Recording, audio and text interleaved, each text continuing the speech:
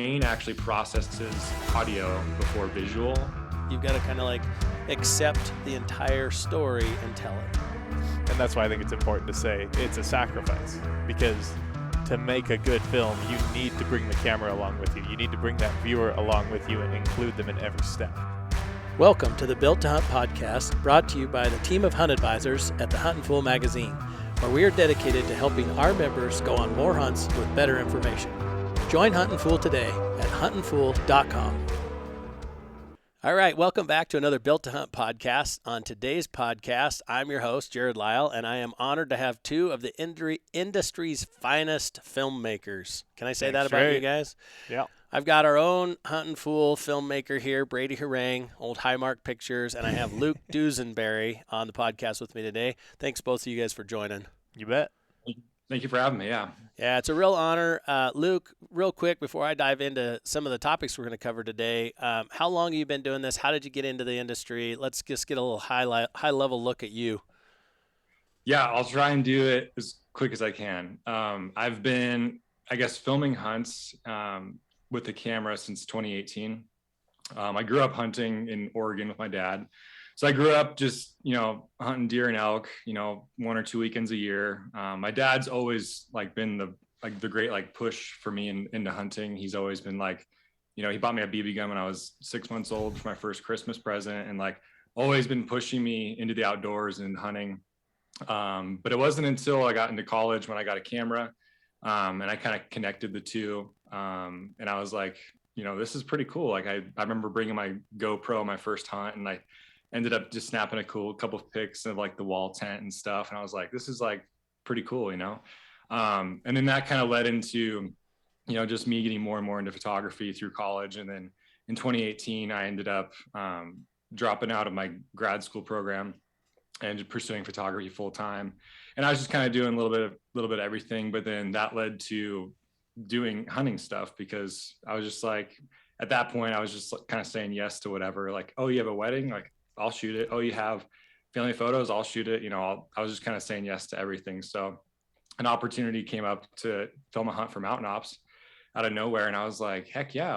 I would love to, have a shot of trying to capture a hunt. I've done a little bit here and there throughout my life. And so one thing led to another, and I ended up filming for them a couple times in 2018 and just had a blast. A bunch of awesome people over there. Gave me a lot of really cool experiences that fall. And I don't know, fast forward from 2018 to 2022, that's what, four years, coming up on 5 seasons this fall. So yeah, it's been a wild ride, but absolutely loved it so far. And it's been one of the best blessings of my life, just being able to capture hunts with people. Where all has it taken you? Has it all been North America? Have you done any international stuff yet? Well, I guess technically North America includes Canada and Mexico, which are international, but yeah. I've done, I guess, as far away from North America is concerned, I've done New Zealand. That's about the only true, I've been to Alaska a couple of times, but mostly just New Zealand and Alaska, I guess, would be the furthest hunts I've been able to do. And yeah, I don't know. It's definitely taken me some places I never would have guessed. Even just here in the lower 48, there's just so much to see and explore, and little nooks and crannies of each state that I've gotten to, walk and hike miles upon miles in. And I don't know, it's just been a really fun adventure. Every hunt is just its own unique adventure. So that's what I love about it. Right on. And how many hunts on average are you capturing a year right now, would you say, Luke? Total hunts, I did the math last year, and I spent 108 days last year in the field just for hunting. Wow. And 21 of those were personal hunting days. So about 80, I don't know the correct math on it, but 80 mid 80s hunting days of just filming and photographing for clients and brands and hunters and stuff like that. But yeah, it's been, that was last year was the most I've done in a season. So yeah, hopefully this year is just as much, if not more. So we'll see. Right on. Well, with that, I want to introduce Brady. Brady, tell us a little bit. How did you stumble into Huntin Fool's boudoir? I was stolen. I robbed you right out of college. Fresh out of college.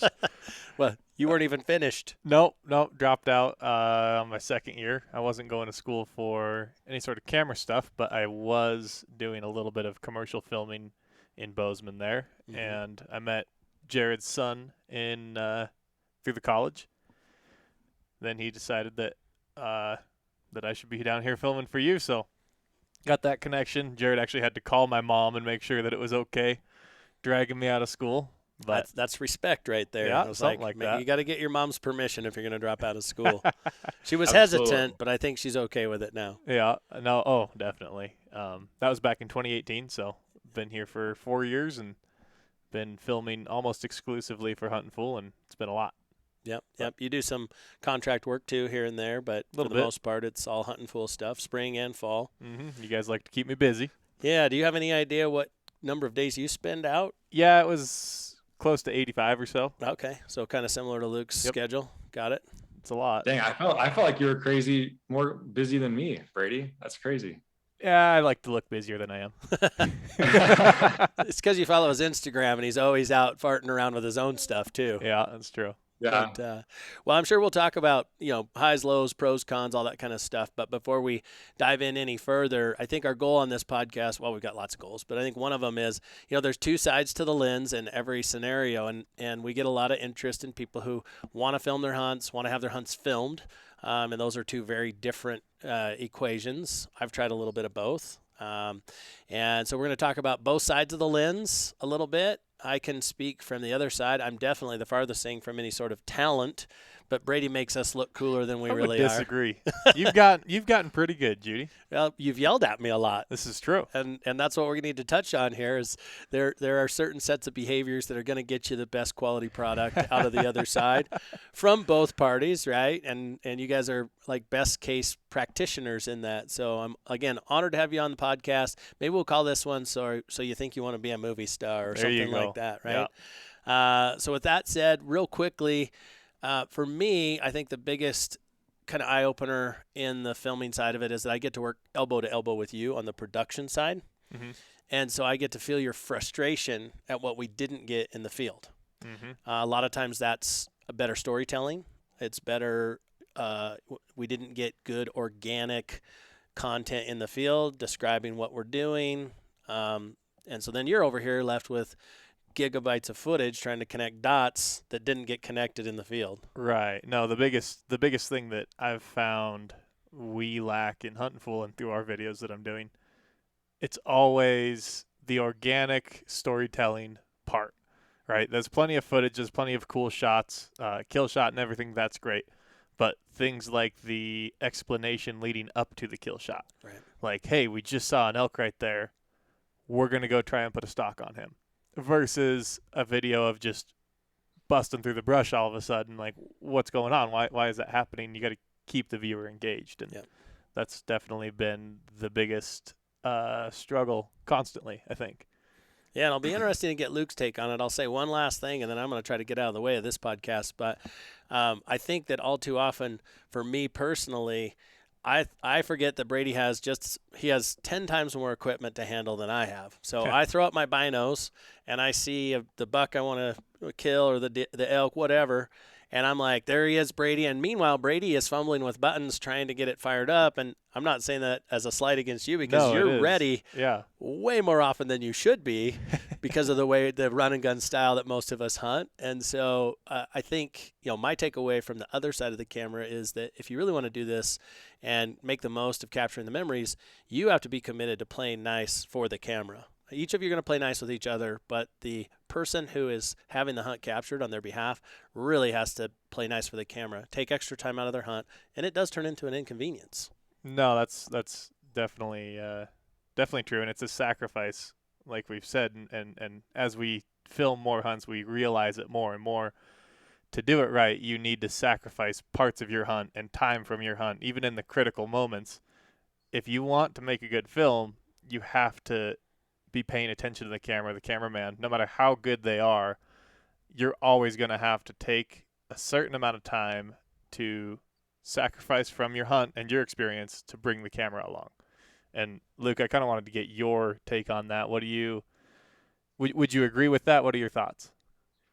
Yeah, I would agree. Yeah, I think as a cameraman who's not really been filmed a lot, so this is my perspective. I think as a cameraman, I'm always trying to, and like this is what I've been learning for the last 4 years, is just like, how can I walk that line between like making like an inconvenience, like you said, for the hunter, or being like, oh, actually, like, I was already like anticipating that moment, or, oh, I was already, ready to rock, with a zoom lens just to capture, okay, we have a 10-second clip of the deer. All right, let's go. Kind of a thing, like just trying to like always be what I call like having like your eyes and your ears on and open. Just trying to be like, is there, like, are you going to, like, can you cue into like a certain word or dialogue that the hunter, like, you think he might say in this moment?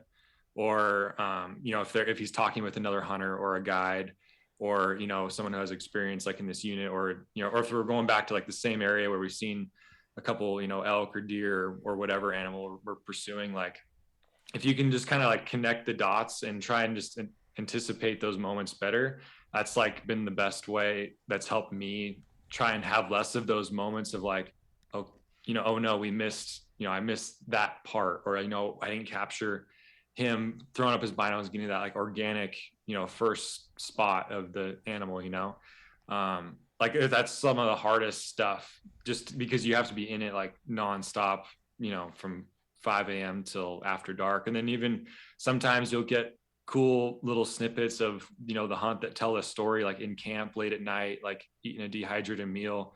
Like I always try and have my camera like next to me even during those times, because like you never know if they're going to say, like, oh, I wish we would have done this. And that's just so much better capturing it in the field as opposed to like doing a voiceover later. But I mean, you totally can, and like sometimes it's unavoidable. But that's like always my biggest thing, is like always have like one camera and with a microphone on it, ready to film any sort of scenario, with like a 24 to 105 type lens, like that's super versatile. And then I'll have like another camera that, can be a little bit more creative, free flowing, kind of a thing. So that's kind of like my brief answer to that, I would say. Yeah, definitely. I think both of you are being too nice right now. I think we need to get dirty on this podcast. What are some frustrations from that side that you can share? I know that there's got to be frustrations that are kind of like built in, obviously battery life, all that kind of stuff, but Ooh, yeah. frustrations that are built into almost every hunt, and then maybe even just individualistic frustrations that you guys have experienced in the field. I know Brady has some. Some of them have been at me. Many of them have been at you, but the sad part is you're the one that I can go to with them. You're an easy victim. Double whammy. Yep. You mentioned battery life, and I would say equipment is actually the least of my frustrations personally. It's a lot about the things that I can't control, because equipment, all of that, you plan, you prepare, you'll perform well.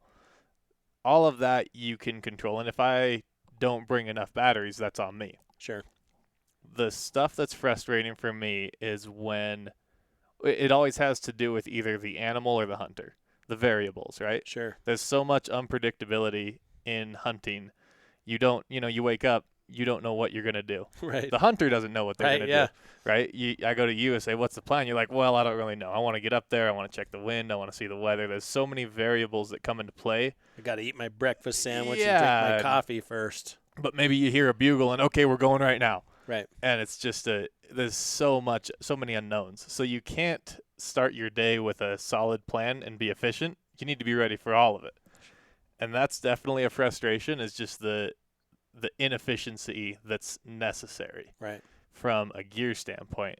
And then if you're talking about getting, like Luke is saying, the organic content is the most meaningful.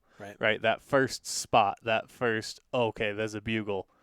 Those things you can't predict either. Right. So not being able to predict that means you have to be very inefficient if you're going to get all of that.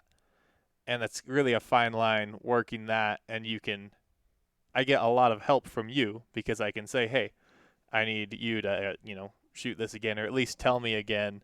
And it will look a little less natural, but it's still meaningful. Right. But in terms of like the person that I'm filming, I think my biggest frustration is when the camera is ignored. When the person who's being filmed no longer acknowledges that they're being filmed. And that's why I think it's important to say it's a sacrifice, because to make a good film, you need to bring the camera along with you. You need to bring that viewer along with you and include them in every step, and be sure to communicate with them, right? Because if you have, it's like taking your kid hunting. If you take your kid hunting and they're just cold and they don't know what's going on, and they can't see over the bushes or whatever, they're just being drug along. They won't enjoy it that much. If you take your kid hunting and you're like, hey, this is where we're going, this is what I expect to see, this is, just involve them more, they're going to enjoy it. And I think it's the same thing for a viewer. Have you ran into that particular problem before, Luke, where it's almost like they either get tired of the camera or just sort of, I don't know, aloof to the camera? I would say yes. It's been not a very big problem that I've had. There's been like maybe 2 or 3 hunts where that's maybe happened. I've just been really fortunate that I've always had, really awesome people to be able to go on hunts with, I think.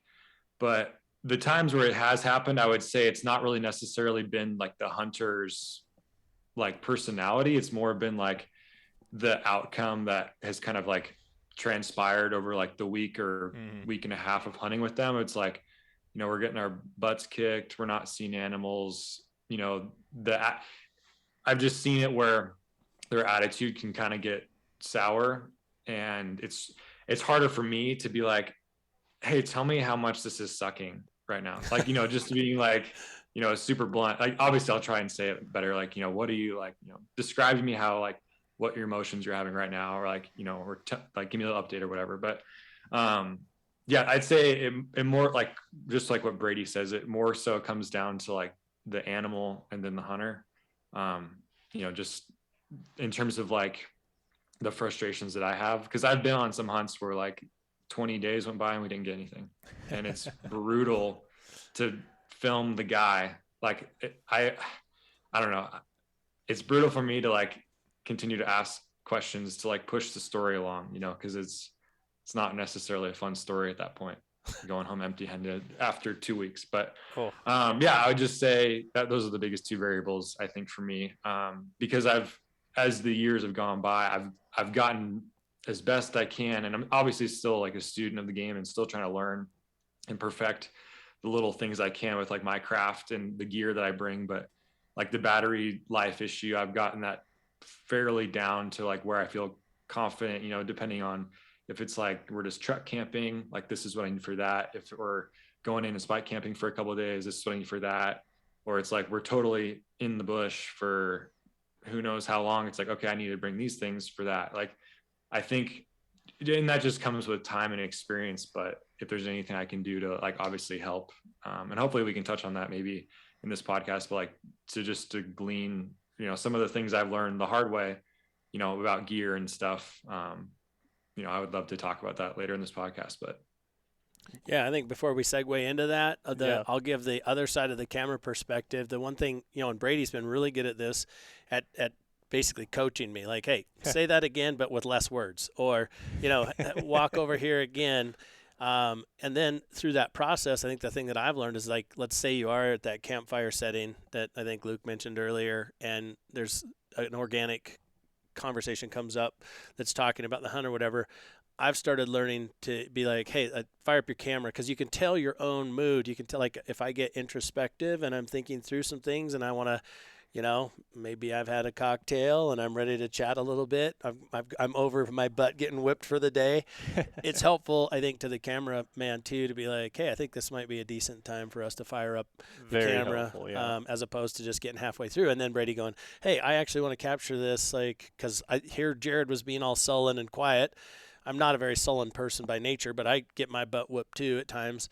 And so he's like, the last thing I want to do is film Jerrod pouting around the tailgate of his truck or his backpack camp, And then all of a sudden Jerrod's mood switches. Like, it's important for me to communicate with you, like, hey, let's talk a little bit about what happened today and kind of give you some warning.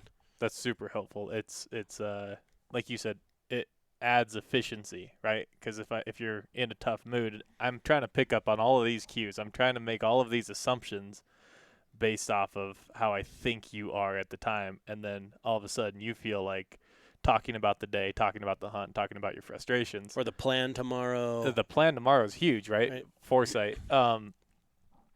Those kind of things are easy for you to communicate with me if you think about them and if I'm ready. Yep. Right? All it takes is a sentence, and then we can capture that, share it, and it's meaningful to the audience. But it's hard to get used to that, right? That's a huge learning curve. It is. It's different. It's been really way harder than I thought it would be. Mm-hmm. But I guess the silver lining in the cloudy part, because there is cons to filming your hunt. We touched on them, is that when you get to look back, like one of my favorite films that you've done is still the very first one you filmed with Ruthie and I. And of course, all of us were green as a gourd. You'd never filmed a hunt, per se. You'd never made a hunt film.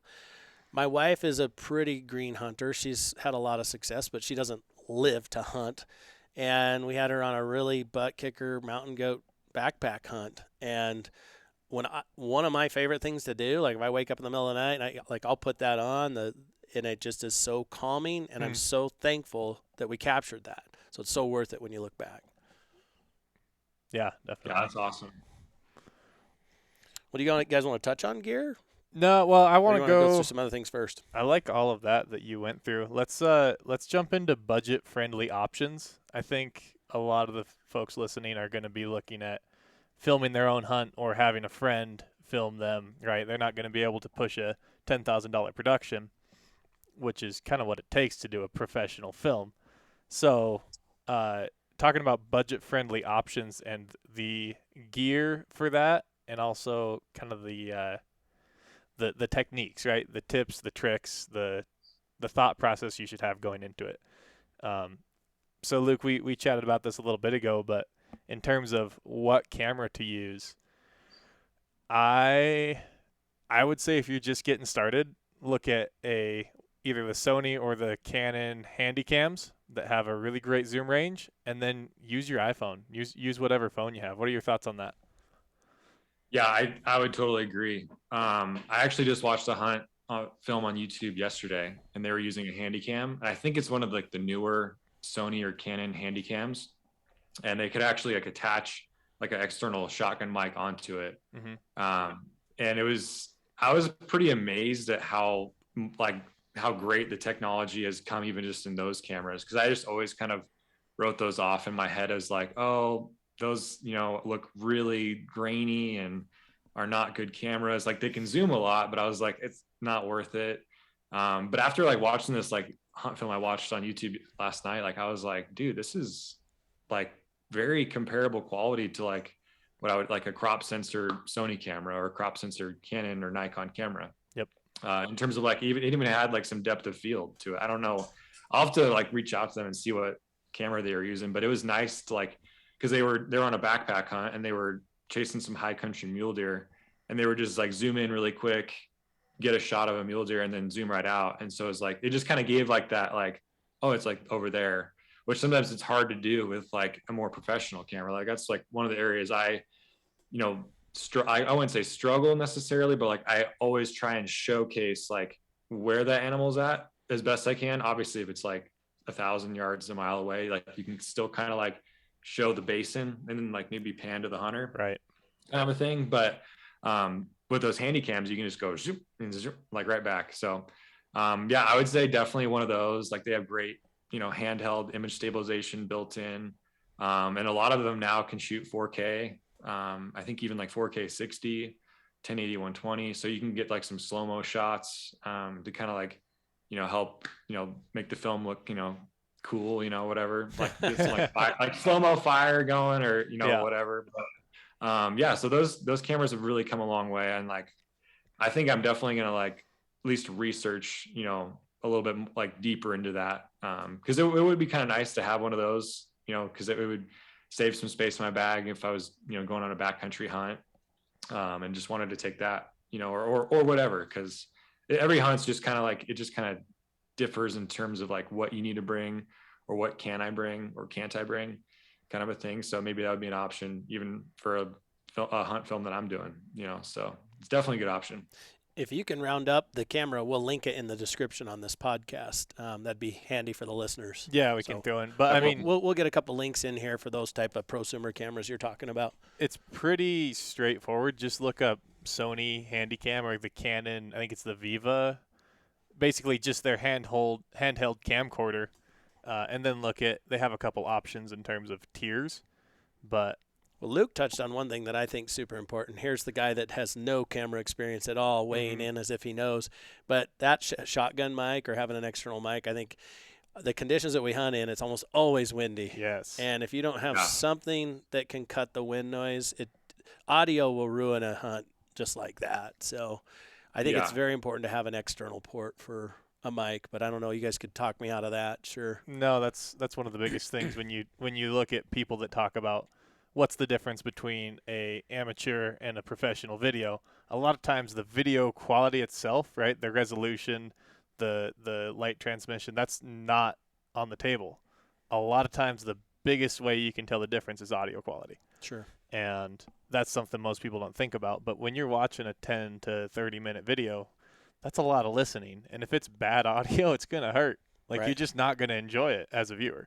Well, remember, so you did the Tattoo series, the Caribou series on our YouTube channel. And I remember listening to the Rock Cut, and you had good audio stuff too.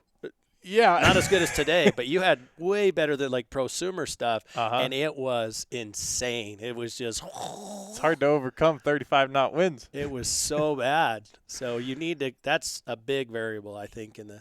Yeah, you're exhausted after watching that video and listening. Just the wind noise it wears on you. Yes. So audio is a huge thing, and the better audio equipment that you can have, right? Onboard mics are great. That adds a lot of work though. But something like a shotgun mic that you plug in to your camera, that's super easy, not super expensive, and that's going to make a huge difference.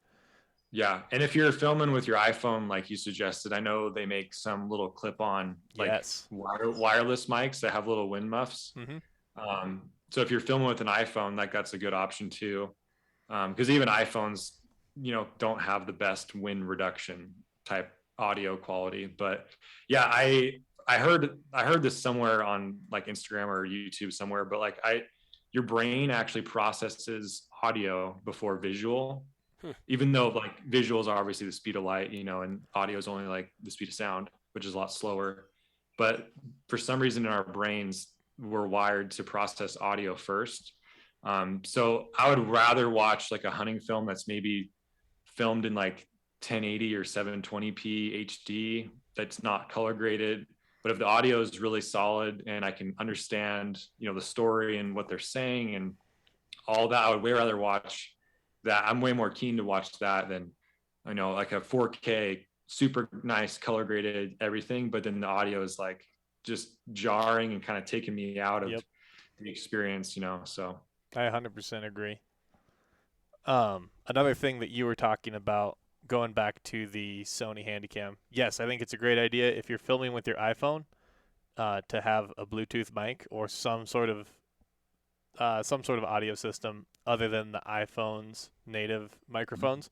They do fine, but there's a lot of wind noise reduction that happens. Yeah. And so if you film with your iPhone, you'll notice kind of this murky sort of, it's your iPhone trying to reduce the background noise. And that's why when you hear calls that cut out every once in a while when someone's talking quiet, your phone is processing that audio and trying to cut out background noise. So if you can bypass that, you're going to have better audio. Another thing for your iPhone, there's an app that I have used. It's called Filmic Pro, and there's a couple other applications. If you are taking a lot of video on your iPhone, use an application that will give you a picture profile or a more raw version of the video, because the cameras on the iPhones, that's all I have experience with, they're great. They're good at least, but the processing that your iPhone will automatically do using the native camera app and the video mode, it's going to give you dark shadows, bright highlights, and a lot of adjustment in terms of exposure. So if you're filming the sky and then you get a little bit less sky, you'll have some sort of flickering over, like intermittent flickering in terms of exposure, because your camera's trying to constantly adjust that. So whereas this app is smoother and more it's runs manual. your iPhone. Oh, it's manual. Yeah. Okay. Yeah, and I think there's an auto setting on it, but it's A easy to Jerrod setting. use. A Jerrod setting. Okay. But it's like $20. An app like that is definitely worth it. I haven't used them all. I've just used that one. It was called Filmic Pro, but it gets far better image quality, even though the resolution is going to be the same. Yeah, it's nice to be able to switch it from auto, like you were saying, to manual and learn kind of how to make that transition. Like, and even if it's like herky jerky, you know, just like driving like a stick manual car, like, you know, every time, like the first time you learn how to drive a manual car, it's like dying and jerking all around and stuff. But like, that's like it's such a good thing. It's such a good thing to like push through and learn, because once you learn, oh, I push the clutch in and then I go and then barely release it out. And there's like, you know, there's a dance to it. Like once you figure out that dance, like you're able to kind of like, oh, I can drive this, and you just know how to do it. And like, that's like, as you transition maybe from like an iPhone to a Handycam to like a, you know, a mirrorless camera or a DSLR, like I really encourage people just try only shooting manual and just learn how to do that and learn, you know, what the aperture truly does. It's not just numbers. Like there's reason for the numbers, and, you know, the lower the number, like the more light it lets in. And just like truly like learning how to do all that, because the sooner you can learn manual and learn all the, you know, the reasons why you have shutter speed and ISO and aperture, the faster you'll be able to just shoot manual all the time. So yeah, that's kind of just a little insight, just kind of popped in my brain. Yeah, for sure. I think that's a great point, is that your goal is always to shoot in manual mode. It should be, because then you can actually control what you're getting, and you will get a better product once you're like mildly trained. And I think back on when I was first learning all this stuff, it seemed so overwhelming. Now that I know all of it, it's so simple. It's the details that get overwhelming. But you don't really need to know that stuff. If you can understand ISO, aperture, and shutter speed, that's it. And honestly, the best way to do that is to look at some of the YouTube videos out there. There's some great content that explain those 3 exposure settings and when or why you should use them, and also what they do, right? Understand what's actually mechanically happening when you change your aperture or when you change your shutter speed. And when you have a deep understanding of it, which does not take much, right, then you can be efficient in what you do. You don't have to think about it. You're not trying to use formulas to be like, oh, well, if this is this should be this. You just know, oh, my image is a little blurry, my shutter speed's down too low, because you know why that's being caused. So I think that's a big thing. I cut myself off talking about the Sony Handycam. I wanted to go back to that. So when you should run, if you're starting out, run 2 cameras, right? One, say your phone, download an app that gives you hopefully better video quality. And then the second one should be one of those Sony Handycams. As you mentioned, Luke, and I thought it was funny because I've thought this a lot too, that's almost a viable option for guys like us who are doing this professionally and getting paid to do it. One of those little $1,000 Handycams is really intriguing. I've looked at it quite a bit too in terms of the benefits that it has. I think the biggest thing, especially for a beginner, that is going to be useful about those Sony Handycams is the speed at which you can pull it out and record. And a lot of that is because it has good stabilization, and it's also small. So you can keep it in a quick, easily accessible pocket, and you don't need to set up a tripod for it. The camera and telephoto lens system that I'm using right now, I need a tripod for it. And it's a huge lens, a big camera. I have to pull it out of the main pocket of my backpack, and it can take a lot of time and make a lot of noise. The noise is what bothers me. Exactly. You don't there's the opinion from the other side of the lens again. You don't want to piss your hunter off. But those little Handycams can be incredible. I think the only or the biggest downside is going to be low light performance. And weather sealing. I was going to add weather sealing to that too. Weather sealing too. Yep. But yeah, like other than that, it's a really great option even for a more professional cameraman if you're looking at something to get close to an animal that's a long ways away. You guys touched on cell phones a bunch, and I think the problem I get into is half the time I'm filming in Instagram mode, right? I'm in portrait mode, and then I forget to do the same thing in landscape mode, so that when it all gets tied together, it looks better on the screen.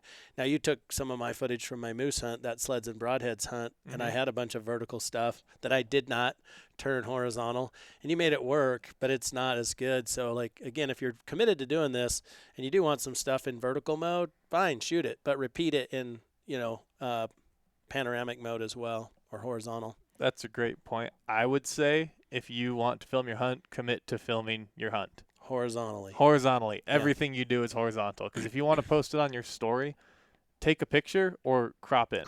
Yeah. But if you want to make a hunt film that you expect people to watch, or that you really want to watch, or that you, exactly, for yourself too. Yeah, or your grandkids, just whatever. Commit to it. Just go everything horizontal. If you kind of halfway do it, it's not going to like get it. My moose hunt.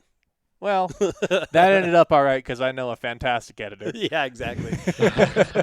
Pat himself on the back. But really, like, the biggest thing is just being fully committed to filming your hunt. If you want to do it, do it. That's true across the board, though, right, guys? I mean, that's... Yeah.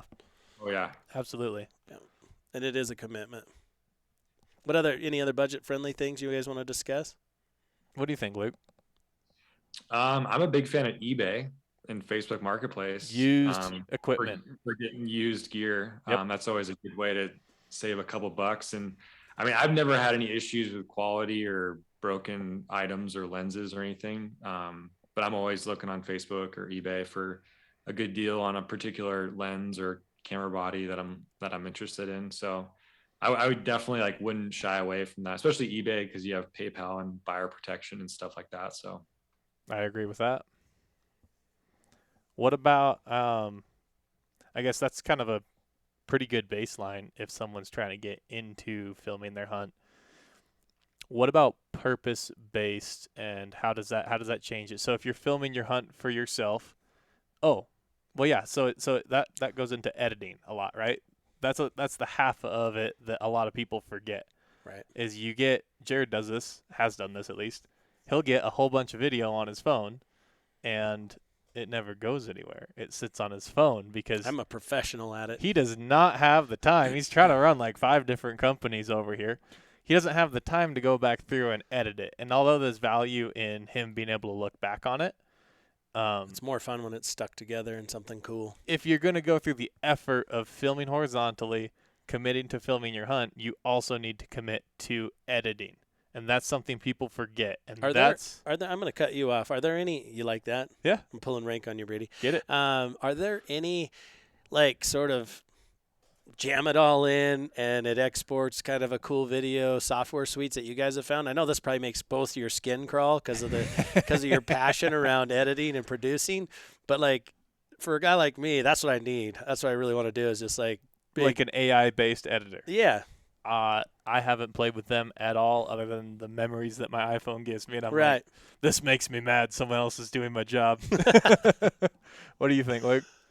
Yeah, I've heard rumors and rumblings that there's software or apps that can do that, or you can send your videos to India for $20 and get edited overseas, kind of but it's at the same time it's it's not you don't have any control. What if they don't include this really important part because they weren't there and they just don't know, that's what I wrestle with, because I've got hard drives of hunts that I've filmed that I haven't put together, from personal stuff, as well as, stuff that I have still yet to, you can't substitute time in the old office chair just editing. So, but I'm also I really want full control of the editing process. That's what I struggle with. I'm I want to be fully in control. If this is going to have my name on it at all, and if I'm the one who filmed it and is responsible for editing it, I need to be the one fully in control of it. So to be clear, there will not be a link to this beautiful AI software in this podcast yet. I think it's probably only a matter of time before something comes out that's decent, you know, for a consumer like myself. Good enough kind of thing. Yeah, good enough. Capture the memories, make them look cooler than they do if I just scroll through individual videos in my phone. But until then, I would say to anyone that's thinking about filming their hunt in any capacity, be sure that you're ready to commit to the editing process, because it takes time. It takes more time to edit a hunt than it does to film it, right? Sure. And it's just a huge learning curve. I haven't myself looked at a whole lot of cheaper programs. I use Premiere Pro. I think that's what you use too, or you use Final Cut, don't you? I'm a Final Cut guy. Final Cut guy. But anyways, those programs are very expensive and high level. They're difficult to learn. It takes a lot of investment in your time and energy to learn those programs enough to where you can edit a video. And it's just a big process that people forget about. You go through all this work and spend all this money on camera equipment, but all that film just sits on your computer. You never do anything with it. And that's the hardest part about filming your own hunt, I would say. Partially because it's in the rearview mirror. Exactly. You're not excited about it anymore. Yeah, or it's a different kind of excitement, but the one that motivated you to film the hunt is now gone. That excitement's gone. So that's a big thing that you don't want to overlook, I would say. For sure. Yeah. And then with that comes, say you're like, you have an entry level setup, like we were talking about. You have a Handycam in your iPhone, you're filming stuff, and you're like, oh, like I'm really digging this. I want to get, I want to start shooting stuff in 4K. So you start shooting stuff in 4K, maybe get a new camera, like a Sony A6500 or a Canon M50 or something like a little bit higher up, I would say. And then all of a sudden, like your file sizes go double in size.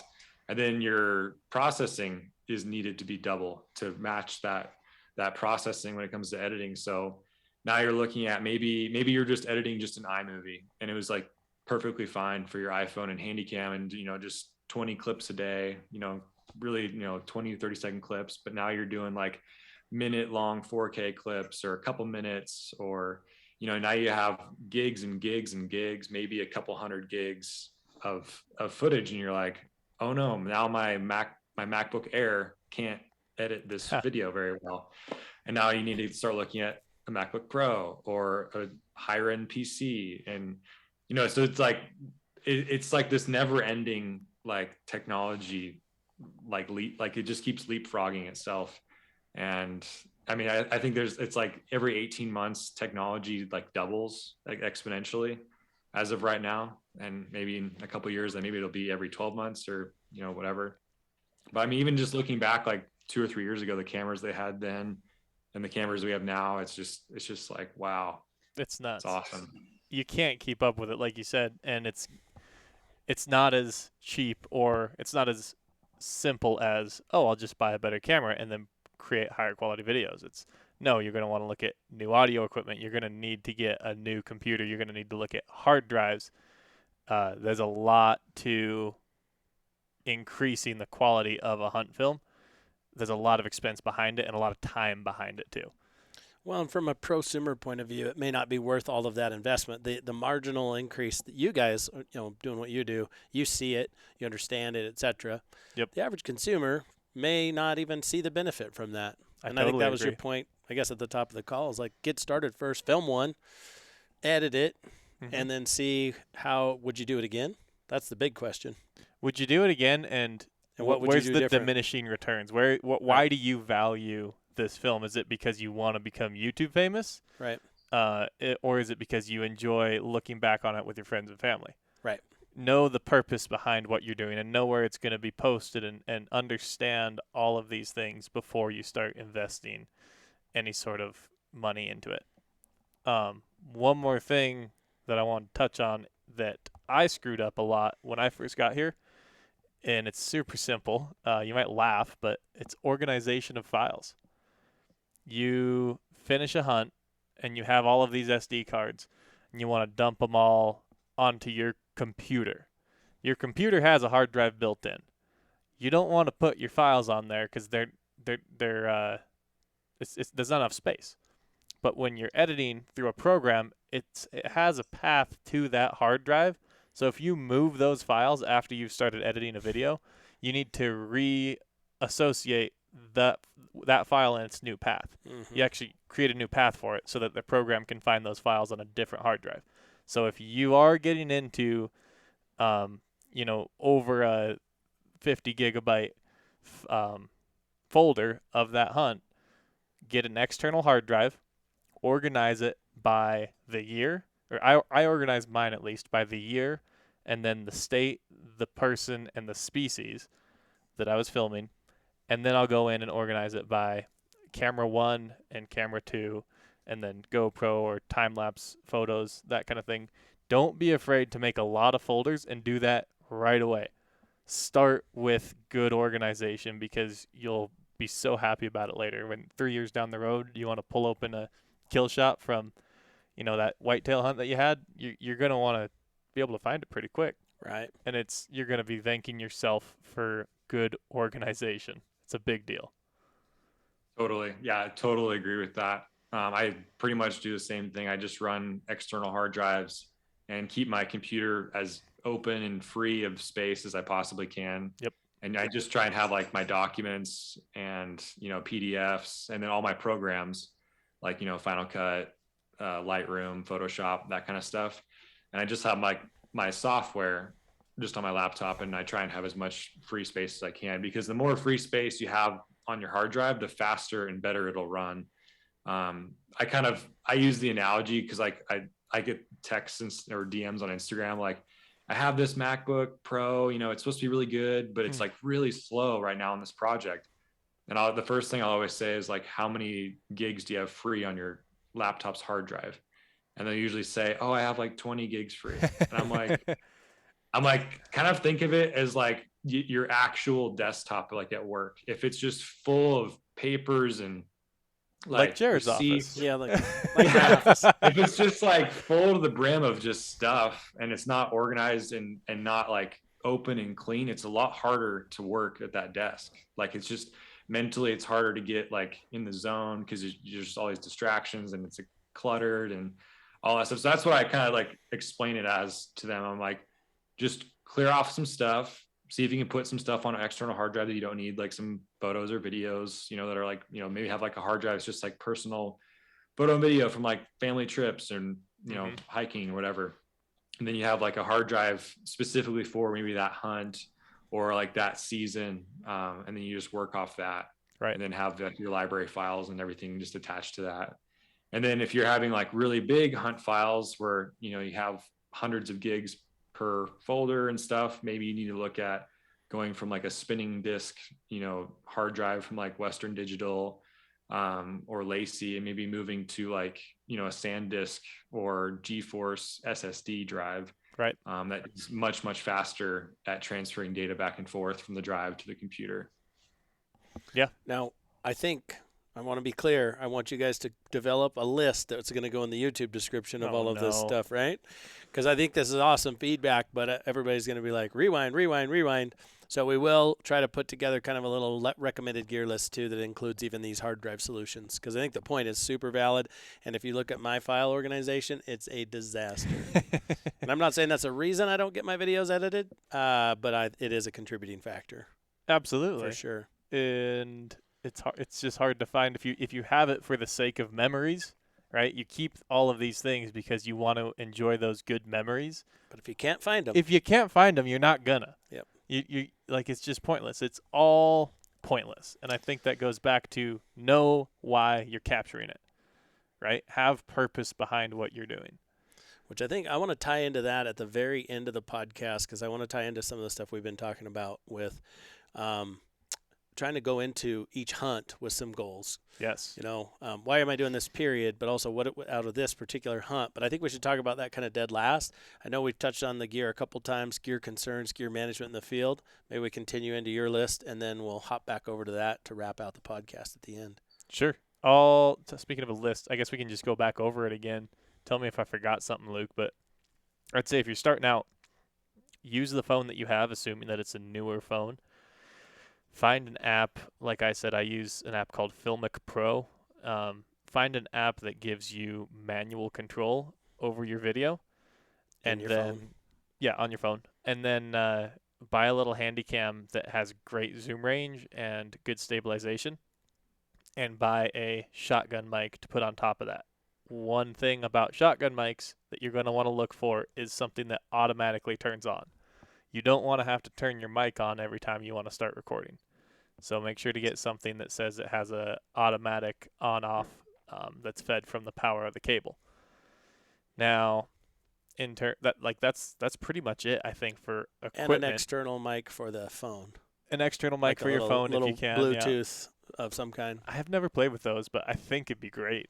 Yeah. I think they'd Luke be said handy. he has. Yeah.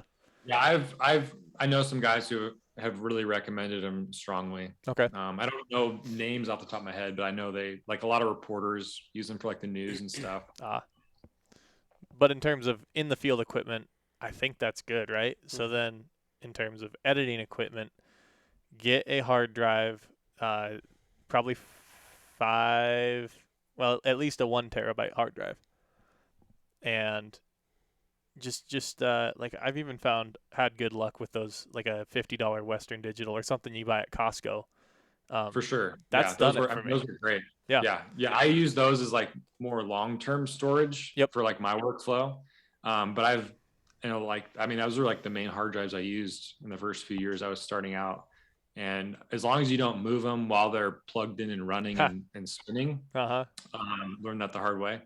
But as long as you do that, you're good to go. Those work great. They're just a little slower compared to like the SSD drives, like I mentioned earlier. But maybe it just all depends on kind of what your needs are, what your needs are and where they're going. Like if you're getting more and more into it, maybe it's worth investing, $300 into an SSD versus a $60 Western Digital for the same terabyte. You know what I mean? So totally.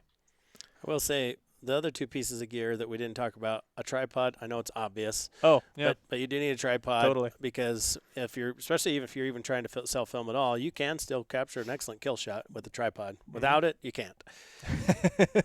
Truth. And then honestly, like phone scope, I think that's something that pretty much none of us go into the field without a phone scope. And in the case of, if you happen to be with a buddy who can run a phone scope and do an up-close shot of the animal that you're shooting at, and then you can actually run that other camera with a second angle kind of over the back or whatever, just it gives cool perspective and whatnot. But a phone scope is something else that we probably we insist on taking on our hunts. That's a great point. I totally sure forgot about that. But I think or other phone cam mount. I'm not trying to just advocate for phone scope, but something that'll mount to your spotter and give you incredible zoom through your phone. And keep in mind too, you don't need one of those adapters to film through a spotter or a pair of binoculars, right? It's gonna help with stabilization and stuff, but in a pinch, you can adjust your eyepiece and set your phone up to it, and if you got good steady hands, you can get a decent shot. I completely disagree with that because you do have steady hands, but you're one in like 500 people that can get a phone adapter. Yes, anyways. Yeah, there's been a lot of hunts in the last 2 years where I haven't even packed my big lens and I've just used the phone scope for kill shots, getting shots of the animals, things like that, just because of how handy it is. Yep. And if I'm going, 10 miles in, it's like, is it worth it to bring, a 3.5-4 pound lens just to film long range when I can get even more range from a phone scope? But maybe it's not as clear of an image quality and it's not as good in low light, but it's pretty good. It still tells the same story. Yeah. So it's kind of one of those things like, is that trade-off worth it? And that's where it comes down to, like, every hunt is just a little bit different. Yeah. So that's super true. What do you think? Luke, yeah, I think you've covered the inexpensive gear really, really well. Luke, you mentioned that you definitely want to touch on like gear challenges in the field. I think we can move to that, can't we? Yeah. Well, or I guess you're looking at some other camera equipment like higher end stuff too. Do you want to do that first? No, let's go into kind of tips and stuff, and also just experiences that we've had in terms of lessons learned. I think that's a good one. I guess, Luke, what would you say is one of the biggest lessons that you learned, or one of the most important things that you do that you might not have done when you started out? That's a good question. I probably could list off a long list of those things that I've learned along the way. I would say in terms of like strictly gear, I've learned that sometimes less is more. That's probably one of the biggest, like top 3 things I've learned in terms of gear. I remember like in the early, like the first year I was filming hunts, I wanted to bring all my lenses because I wanted to be prepared for any situation, which is a good like goal to be like always wanting to be prepared for like, a wide angle trophy shot or a super far zoom range of an animal. And to do that, you're carrying around 5 to 6 lenses. At least that was how when I was starting out, which is a lot of weight. I quickly realized after like the first year of doing that, and I mean, granted, I was 23 when I started filming hunts, so it wasn't that big of a deal. But I was like, I'm carrying around like 20 extra pounds that I probably could just get by with 3 lenses. Yep. And still satisfy like my creative itch to like always try and capture the best photo and videos that I can while I'm out there. But give up this much, but I'm still capturing like 95% of what I need to capture. So it's kind of like playing with that 5 to 10% of wiggle room of depending on the hunt, like, okay, we're just truck camping and kind of walking logging roads on this hunt. I can probably afford a few extra pounds to bring because we're just eating a lunch out there, but our breakfast and dinners are back at camp. So it's kind of like every hunt just has those little slight variable changes. So at the same time, like still being as prepared as you can, but just with a better foreknowledge of like, okay, this hunt only is demanding in this way. This hunt is demanding in like this way. So I need to kind of cater to that and maybe bring 2 lenses or 3. And that also depends on like kind of what we were touching on with, your budget friendly option versus maybe a mid-tier option versus like a top tier option, and like kind of what those all allow for in terms of weight. Because as you get into like the mid and the high tier option, you're getting more weight inherently. Absolutely. So just trying to find that balance. And I know Brady is kind of the same vein as me in terms of like wanting the best quality possible that we can give, to our clients and to who we're out there filming with, because we want to tell that story like the best way we can. But just finding like I said in kind of the beginning of the podcast, just walking that fine line between what you have to do and like what you want to do, and trying to not be a hindrance on the hunter, not take away from his experience, but also like really like elevate the story of the hunt. Does that make sense? No, it totally does. And to kind of build on that, like you said, less is more for a lot of reasons, one of them being weight. One thing that I learned a lot starting out is less is more because of simplicity and speed. I was running some prime lenses when I first started filming, and a lot of that is because they're more affordable, right? There's some poor college kid that got a job. Huntin Fool was only partially helping out with, let's be real. Yeah. And so I've learned that the less you have to change lenses, the better off you'll be as well. And that goes into less is more. That also goes into probably the biggest thing that I've learned is being ready for every scenario. The hardest scenario to be ready for is an animal jumps out in front of you. And you want a lens with good zoom to capture that in a meaningful way. You've seen me quite a bit, Jerrod. I've got a little carabiner and some string hanging off my pack, and it's kind of a goofy system. You look like Bilbo Baggins. A bunch of stuff hanging everywhere. But I'll always run anytime we're near animals. If I suspect that there's going to be some critters out and about, I'll run my secondary body with my telephoto lens, and I'll always be ready to pull that out and record right away. I keep my tripod connected to it as well because that setup needs a tripod. If you are running a Handycam and your phone, keep that Handycam in a front pocket. Do not put your camera in your main pocket of your backpack because it's going to take too long to get it out and take too much noise, movement, whatever. You don't have that luxury when you're filming a hunt. You don't get to predict, you don't get to prepare. You need to be ready. And the biggest thing that I've learned is always have a full battery, an empty SD card, and have the lenses on that you would want or that you could work with if you needed to film a kill sequence and kill shot right then. Totally agree. Yeah, totally agree. I would just add on to that with just saying, like, I think my most common setup now is just a 3-lens kit. And I have like a zoom lens, which is like a 24-105, which I think, Brady, we run the same zoom lens. I for lost that, right? mine in Colorado. This is why I can't afford to keep him in That's lenses. true. I break a lot of things. But yes, I need to get another one of those. What else do you run? Yeah, so 24-105 is like my main like video camera lens. So like when I'm filming a hunt, that's like my priority when I'm out there, like for that job. Like that's the lens that's on my camera like 80% of the time, because it's just like you said, it's so versatile. I can just have it on my backpack, clipped on with a cotton carrier backpack strap, and it's just right there with a shotgun mic on it, ready to rock. And it's super versatile. Like, if there's an animal that jumps out, I can kind of maybe get a quick little clip, zoom in post. Oh, it's right there, kind of a thing. And then as well, just get those like, wide establishing shots at 24 millimeters. But yeah, it's super, and it has image stabilization. It's just super, super versatile. And for a while, I was like, when I was very first starting out, I was kind of resistant to it because I was like, oh, it's only an f4 aperture. It's not that bright. Doesn't let in that much light. The background isn't as blurred. I want that cool bokeh background blur or whatever.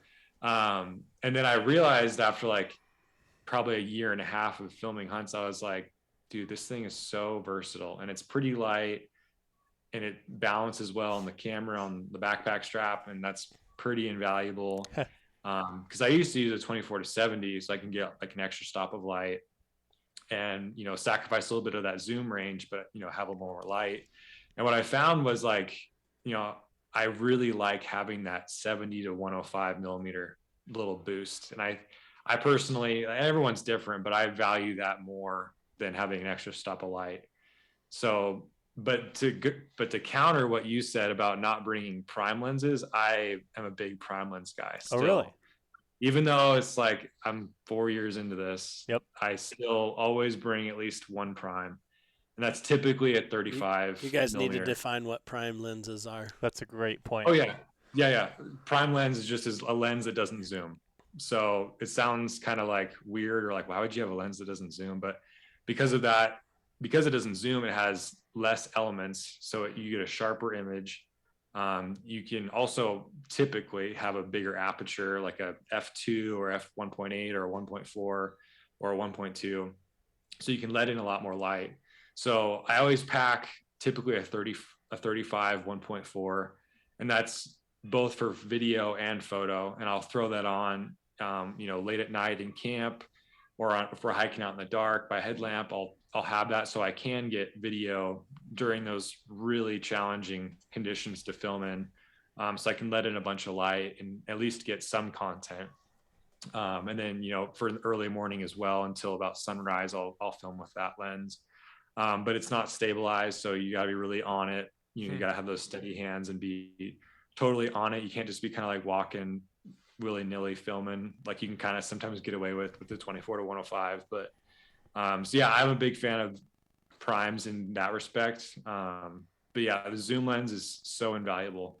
And you really learn that like f4 is not that bad on the 24-105, and it's pretty dang awesome. And you can get some good background blur, and you can get those really nice, sharp looking depth of field shots. And yeah, my 24-105 is, I think, still covered in mud from my last adventure. So, they're tough. Mine's been banged around a couple times and it's still going strong. So, and it's a pretty cheap option. And in terms of like the grand scheme of like, your mid-tier to high tier camera systems, like a 24-105, depending on which one you get, could be like $400 to $800, kind of in that range. If you go with a used one off eBay or something like that, or a new one from Canon or Sony or Nikon, because they all have very comparable lens systems. So what's your third go-to lens? Third, see, that's where it's kind of depending on the hunt. I would Yes. say, I would say maybe like a 16-35, or Canon has a 15-35. So like more of your wide angle, you know, true like ultra wide landscape shots for like, you know, epic sunrise, or you want to get like ultra tight close in on like a product to isolate, you know, this product, but it still have like, you know, an entire, you know, background and you know, sense of space and time of where that product's at. Those wide angle lenses will give you that. Or if you're like, you know, filming inside of like a truck or filming inside of like a teepee or a wall tent, you can really capture the whole space a lot better versus like a 24-105. You know, your 24 is still not totally wide, but still pretty wide. So let's assume that they're specifically filming a longer range hunt where you're expecting long shots. Would you carry a bigger lens at that point, or would you strictly rely on the phone scope? Assuming that you're near a truck, like that weight isn't a super consideration, what would you do in that case? Yeah, if weight's not a super consideration, like it's, you know, either a truck hunt or, you know, 1 to 2 days spike camp backpack hunt, I would definitely bring my big lens, which for my big lens setup, and I've tried a bunch of different ones, but I use the 100-500 from Canon. It's their new RF lens, and I have a 2x Dslr for it, so it can turn into a, you know, 200 to 1,000 millimeter on full frame, which then you can crop in post, or, you know, you can crop in camera to 1,500 millimeters with Super 35 crop mode. Yep. And then that's still a 4K image, so then you can zoom that in even more on the computer. So I've been really happy with that lens. It's very sharp. It's very lightweight too. It only weighs, I think, just under 3 pounds. And the stabilization is really, really great. For even if I have to handhold it really quick, I can kind of get away with it because it's so light. But it just takes some practice to get used to that. But I always try and have a tripod, kind of like what Brady was saying, especially for that lens. And for my tripod setup, I run a Suray. Let's see. Oh, that's the same one I use now. Oh, really? Yeah, I just got that one. Did you guys just become best friends? You want to go do karate? You guys want to do karate in the garage? I don't see the name or number on it. I'll text it to you later, Brady. But we can have it be in the description. Yeah, again, I think it's going to be super important for you guys to kind of link your top, you know, pieces of gear down in the description for this one. I think before we go any further, we should warn the viewers that it's about to get really nerdy. It already has gotten nerdy. I'm going to put my foot down soon. Yeah. But if you are looking to go into shooting with a DSLR, this is all really good information because. And what is a DSLR, Brady? Actually, I honestly don't know the exact description. It's just a big camera. What is the? I would guess digital single lens reflex. Cool or reflector. Reflector, yeah. Yeah. Oh, no, yeah. Actually, that is is because you need a DSLR. Technically, has a mirror. Correct. That reflects the image. So essentially, we're talking about camera bodies that have interchangeable Yep. lens systems in them, as opposed to an all-in-one. Correct. Yeah. When you have to decide what body to get and then what lens to get, that's what we're talking about. And I'm going to tell you right now, as somebody who has farted around with film and photography most of my life, just the toe. I have had two, just the toe. I've had two DSLRs. I am not that guy. I hate to admit it, but I do not take the time to exchange lenses, etc., especially when I'm trying to self-film. I'm an all-in-one camera guy, whether it's the Handycam we talked about earlier or some other all-in-one type of camera solution. A DSLR is a strong commitment to photography and to high-end photography and videography, in my opinion. Very strong commitment. I would agree with that. Again, like we said with video, even if you're just doing photos, if you're going to commit to purchasing, $2,000 worth of camera, you need to be committed. You need to have it not in the bottom of your backpack. Correct. Right? You're never going to get it out. You need to have it ready. You need to be okay with it getting banged up a little bit when you're filming something like a hunt. But case in point, where both of you are talking about holding like the 24-105 lens, I can't hold it there if I'm a bow hunter and I'm trying to like kind of solo film and document my hunt, because I'm going to blow it off my chest with my string when I shoot. So it's just one of those. It's really tough to commit to that if you're kind of trying to do it on a solo basis. Yeah. If they're really cool, and when they're right, they're so right. But I don't know. You got to be committed. Yeah, it takes a lot of work and a lot of effort and forethought to do that properly. If you're going to commit to that kind of equipment.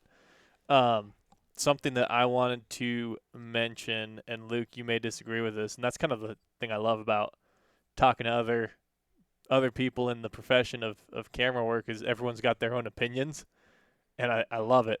What I did when I first started working here, I had to pay for a decent amount of my gear, and so I was looking very much budget oriented, and I had this idea in my head that I wanted to cover every focal length, and I think that's wrong. I think you don't need to have a 16 to 35 and then a 24 to 105 and then a 70 to 200 and a 200 to 600. You don't need that. You don't need to cover every focal length. You can shoot an entire film with your iPhone and a zoom camera. Like, the value, I would say, is more in having something that's quick. And so when I first started, I had a couple prime lenses. I had my 24 to 105. Thankfully, I bought that by chance. I wasn't smart enough to know that's what I needed. But now I have definitely slimmed down what I bring. I normally bring a 16 to 35 f2.8 and then my 200 to 600 Sony telephoto lens, and I have a body on my telephoto lens so that you don't spend the time switching cameras. You also keep dust out of your sensor. That's a big deal. But I could film an entire hunt with those two lenses. Yeah. And I could make a good film of it too. Maybe I would switch it up a bit for archery, but if it's a rifle hunt, I would be very comfortable going in with just those two lenses. And when you look at the actual cost of it, like a $2,000 lens, that 16 to 35 is a $2,000 lens. That's a lot, right? You're like, man, that's really expensive. But you buy 3 $500 prime lenses, and you're in about the same place. I would say it's worth it to get the right lens. And like Luke said, maybe you don't always need to look at aperture for that bokeh effect, that low light. Anything around f4 is going to be good. And it's not as much, I've learned it's not as much about having creative equipment as it is just telling a good story. In terms of what viewers want to see, it's not as much about camera quality or how cool it looks. It's more about bringing them on a hunt, because the guy that's watching this on YouTube, he wants to come with you. He loves hunting. That's why he's watching a hunting video. He wants to go on the hunt. Let's be inclusive here. It's 2022. That person wants to feel like they're involved. They want to experience that through video. The way to get there is not necessarily through a low aperture, expensive, heavy lens. The way to get there is by being ready and being genuine and capturing and being very committed. So I would say, if you are looking to get into starting out filming, buy a 24 to 105 and then figure out a solution for a zoom lens. If it were me, I'd probably go to the Handycam if I was starting out right now. And film 1 or 2 hunts. See what you think. Get acquainted with all of the other things that are connected to filming your hunt, and don't get too bogged down into spending thousands of dollars on equipment when you don't even know what you're doing yet. You don't know what you like. Yeah, I totally agree with everything you just said, Brady. I mean, I kind of mentioned it earlier when I was filming, like for the first year I was filming hunts, I would, like you said, I brought my 16 to 35, my 35, my 24 to 70, my 70 to 200, my 100 or 400, to have that basis of like, having all my focal lengths covered, but at the expense of having such a heavy backpack that slowed me down, made me more tired, made me have less room for food, which now I pack more food than camera gear. Me too. So Brady's always I've always done that. Yeah. Well, and So again, on the other side of the lens, that's one thing that can be frustrating on a hunt if you're being filmed on a hunt, is if the cameraman is constantly fidgeting around in his pack or her pack and changing out lenses and stopping the hunt, pausing the action. Stop, I got to get this lens on. I got it. So you guys are dialed in on your side because you already know that, but that's sort of the, you're not necessarily stating it outright. But for me, I appreciate the fact that now I feel like Brady rarely stops me for a lens change or something like that. Right. Whereas before, it was more often. It's like, hang on a second. Absolutely. Rattle, rattle, rattle, clink, clink, clink. And I'm a bow hunter, and I'm like, but I will give Brady props. He's super stealthy for all the crap you guys have to carry, and I'm sure you are too, Luke. I've got lots of friends that have hunted with you and had you film for them. And have nothing but high regard for you in that space. But yeah, I'm pro fewer lenses just from a noise and distraction point of view too. That's a good point. When you're being filmed. And you're there, like you and I, Luke, we're there for the hunter. So that's something that we haven't mentioned at all. A big job of the camera guy is to keep the hunter happy. Yeah. Right? Don't piss off the guy that you're filming, because that's going to be bad for Content. The entire video. If they're upset, if they're not excited about you being there. Remember when I stepped on that stick when we were filming that spring bear hunt last year in Alaska? Because Brady handed me a camera, and he's like, here, run this for a second angle. And then I decided I was going to be the big camera guy and sneak up and get a little bit more elevated profile. And you snuck out, fully exposed. Up and out, and I smashed a stick and scared the bear off. So, yeah, that's a good way as a cameraman to piss off the hunters. Yeah. But Guilty. that's a constant thing that's in the back of my mind when I'm filming is, am I ready, but also am I quiet? Woodsmanship is a huge deal. Understanding the hunt, knowing how to predict what the hunter's going to do, what the animals are going to do, just being fully engaged in everything that's going on, not being a follower, right? You want to be able to predict what's going to happen next to the best of your ability so you can prepare for that. Well, one thing I will say on that space too, you guys have so much gear. I feel empathy every single time Brady and I are filming a hunt together. I'm just like, oh my gosh. But a lot of times when you're hunting, it's like a lot of start and go, and like you'll stop and have a sandwich, sit, glass, whatever. If you don't like reorganize your what happens all too often is it's like, oh, we gotta go, an animal just popped out. And if Brady's got a yard sale of gear laying all over the place, and I gotta wait for 5 minutes for him to like unyard sale his gear and restack his pack, unyard sale, that's an irritation too and a detriment to the hunt. So again, it's one of those things where A, I feel bad for you guys, but B, if you're filming a hunt, don't yard sale everything and then not get it all back together so that you're ready when all of a sudden the hunter goes, oh my gosh, I see something and we got to go. Yeah. Yeah. Can I add on to that with yard sale of the gear? So one thing that helps me a lot keep all my gear together in my backpack is to have these like little camera cube kind of modular things. I think Peak Design is the one I use. They make a lot of camera accessories and really high quality camera stuff, but just being able to have all my camera stuff like in a little padded cube, it has like my batteries, it has all my lenses, it has a neck strap if I want to have the camera around my neck, or lens cloths or all that stuff. Like it's just in my pack, already ready to go, and it just helps me have all my stuff just in there. So that way, if we do have to like go run up this ridge and jump into the next basin, we can do that a lot quicker than like, oh, I need to grab this and that and make sure it's like, in a safe, protected spot in my backpack. It's just, it helps me just have everything just like in one little spot. And I have 3 different ones. Like I have like a big one, a medium one, and like a small one. And I typically just use the medium or the small one, just kind of depending. But starting out, I used to use the big giant one. So, but yeah.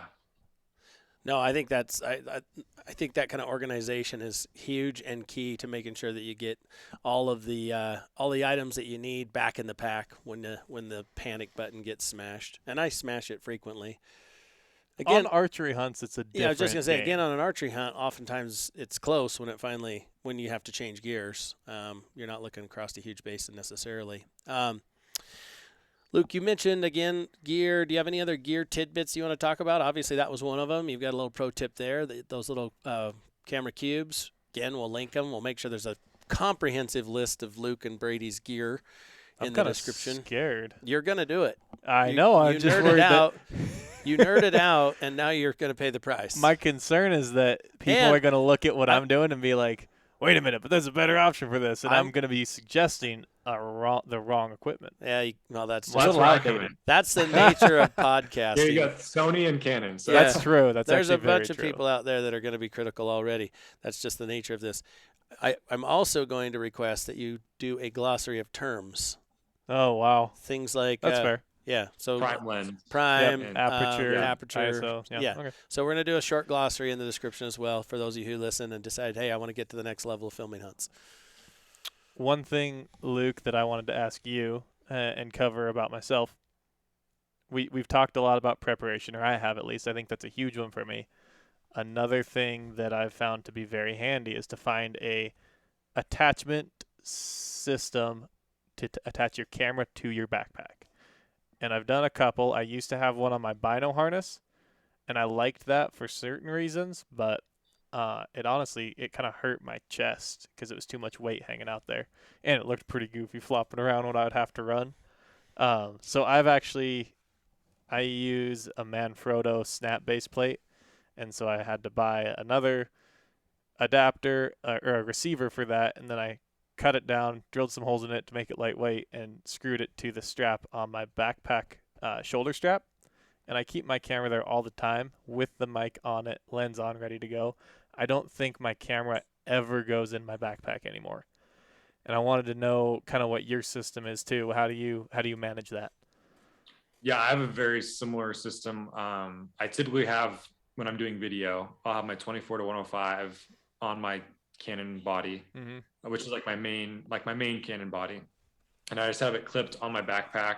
I used to have it clipped on with a Peak Design clip, which is like a metal, I think it uses a Manfrotto plate, but it basically just clips onto the backpack strap right here, and you just hit a button and it releases and you just pull it straight out. But I switched this past year to Cotton Carrier, and I've been really pleased with their product because it's the same product, but it's a more of like a plastic design, which sounds cheaper, but it's like a really high quality plastic. And it's totally silent, whereas the metal one had a little bit of a click.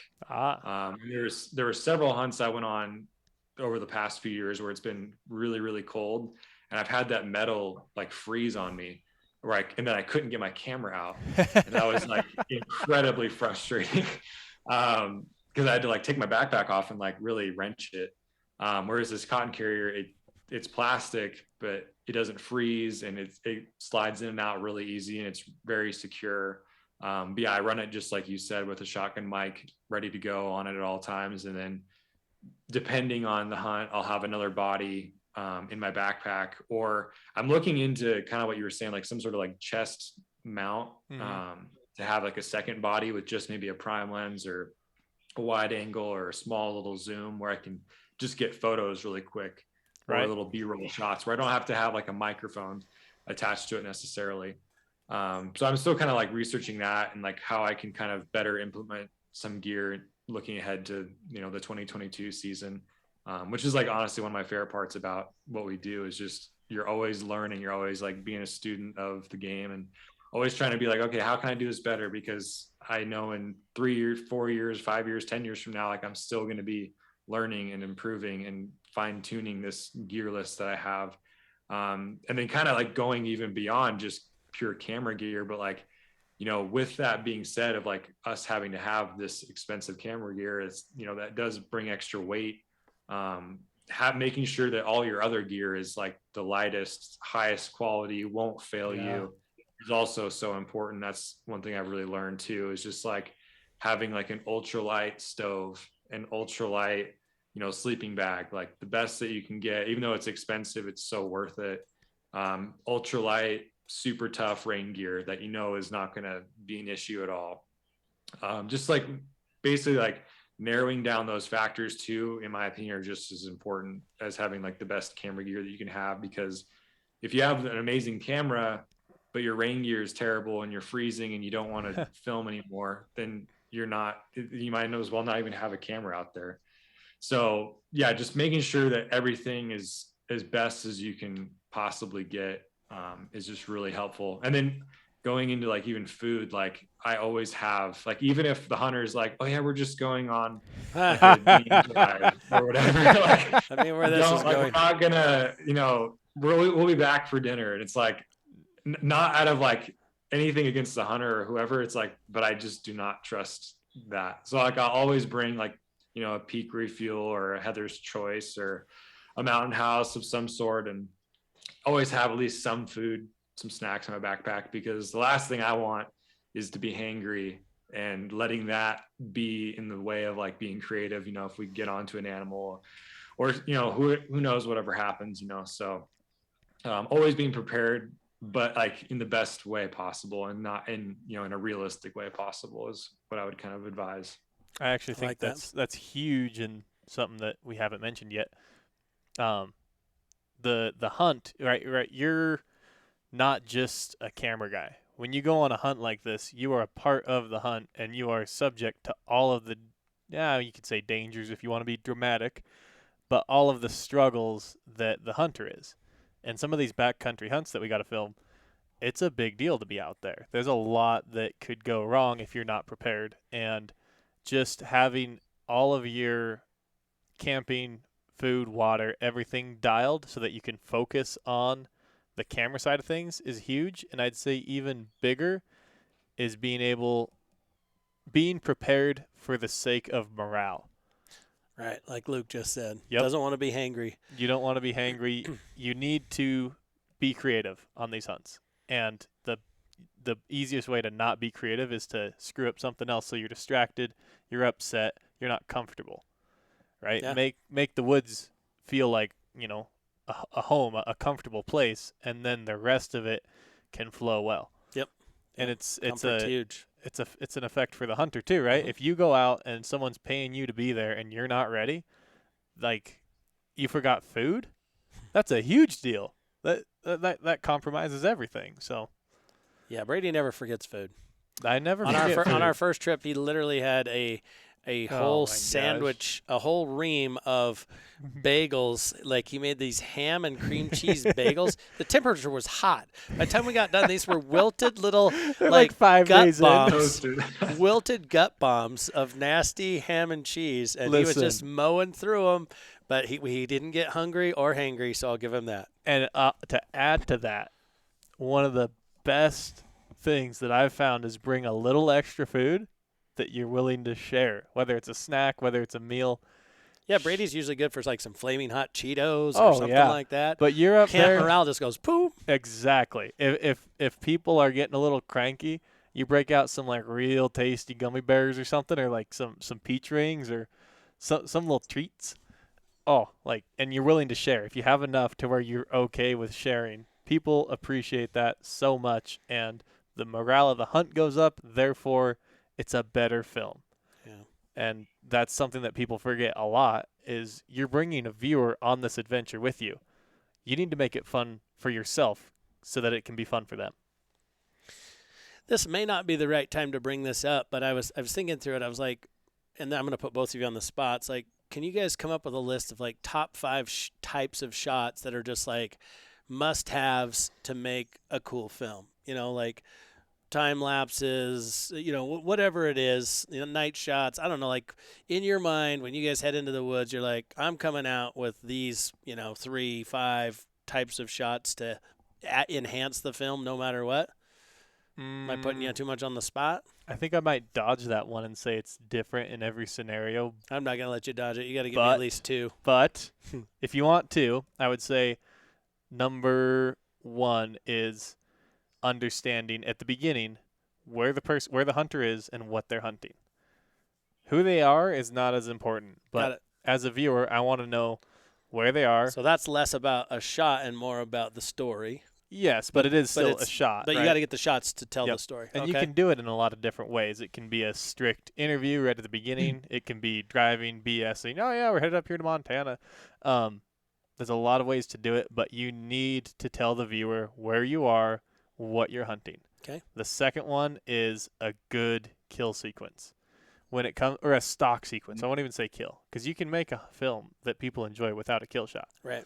But when it comes time to stock an animal, that is the pinnacle of the hunt. That's why you're there, especially as an archery hunter. Sure. That's what you get excited about. That's what the viewers get excited about. They're archery hunters as well.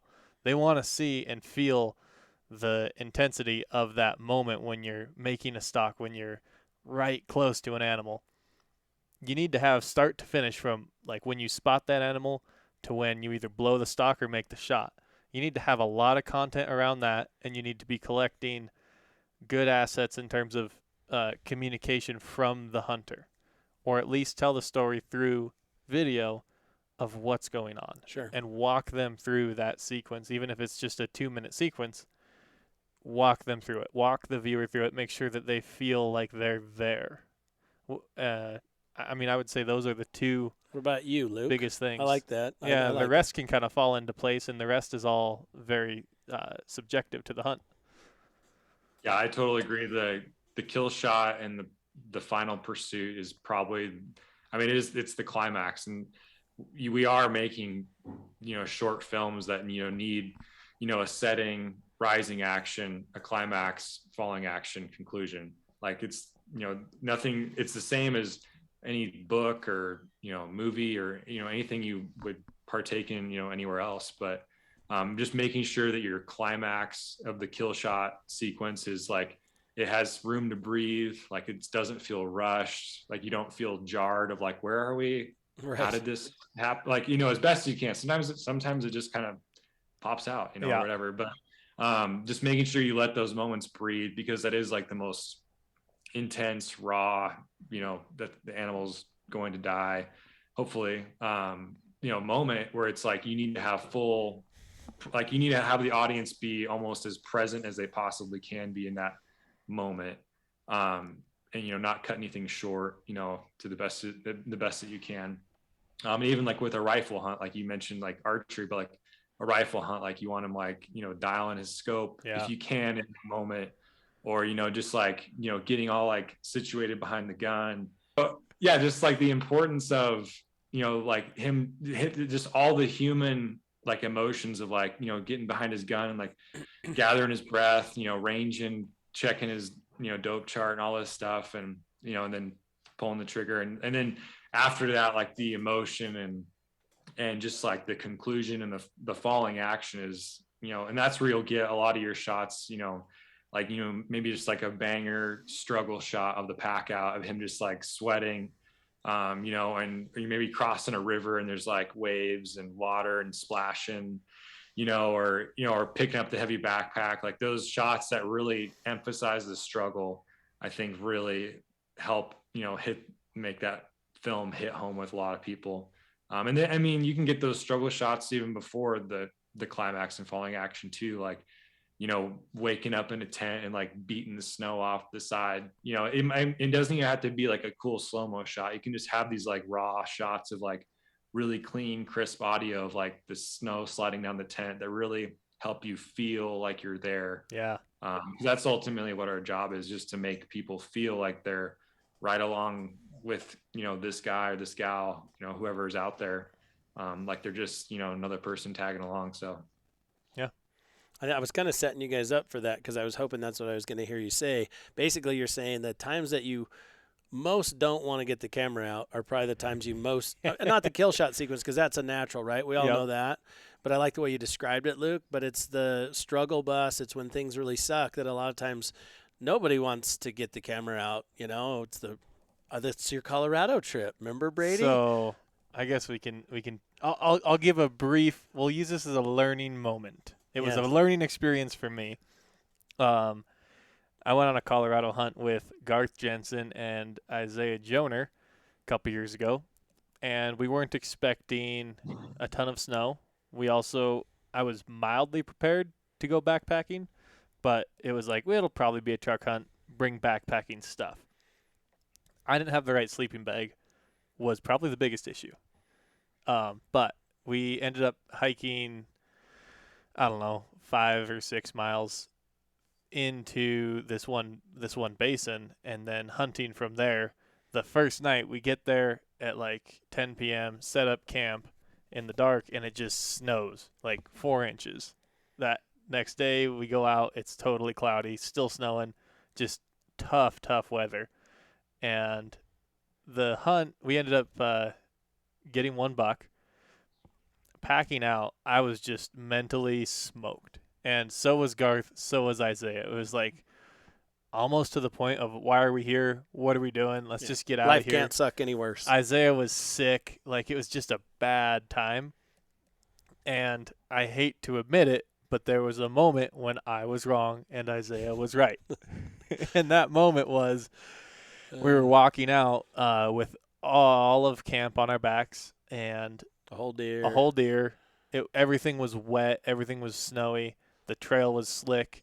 And it was like 1 a.m. Yep. We'd had an incredibly long day. And Isaiah's like, hey, get your camera out. And I'm like, I have my camera stuff in my pack at this point. I'm kind of in survival mode. Like, you know, everything has to be packed well in a heavy pack like that. And I'm like, dude, no, it's snowing right now. My fingers are frozen. I'm not going to get my camera out.